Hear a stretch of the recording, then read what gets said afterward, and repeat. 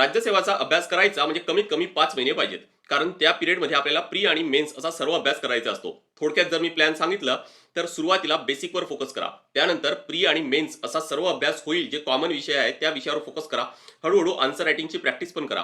आणि शेवटच्या 2 ते 3 महिने ज्यावेळेस राहतील पूर्व परीक्षेच्या आधी, त्या पिरियडमध्ये पूर्ण प्रिलिम ओरिएंटेड अभ्यास करायचा आहे. म्हणजे भरपूर MCQची प्रॅक्टिस करायची आहे.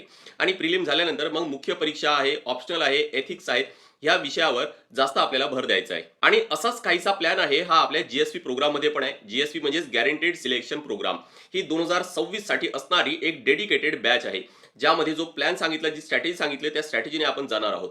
आणि याची जी ऍडमिशन आहे, कारण आता 5 महिने तर जानेवारीपासून 5 महिने आहेत. म्हणजे इथून जर तुम्ही फेब्रुवारी किंवा मार्चमध्ये जर म्हटलं, तर मग कमीत कमी हा जो 5 महिन्याचा काळ आहे, हा पण मिळणार नाहीये. आणि म्हणून या बॅचमध्ये ऍडमिशन पण आपण बंद करतोय.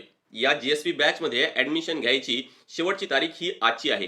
त्यामुळे उशीर करू नका. सोबत इयर एंड आहे, तर तुम्हाला भरपूर डिस्काउंट पण मिळतोय आणि Amazon वाउचर सुद्धा मिळतोय. माझा नंबर स्क्रीनवर आहे, त्यावर तुम्हाला डायरेक्ट कॉन्टॅक्ट करता येईल.